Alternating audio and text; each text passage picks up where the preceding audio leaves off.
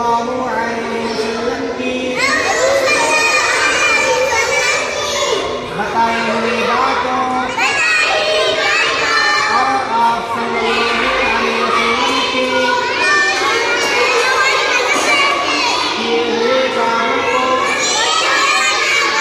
हदीस कहते हैं और हदीस याद करने को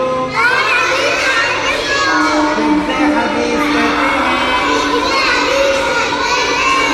सबक नंबर 1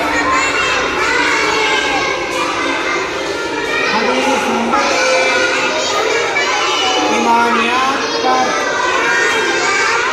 अद्दीन युस्र तर्जमा दीन आसान है। हदीस नंबर 1 ईमानियात पर अद्दीन युस्र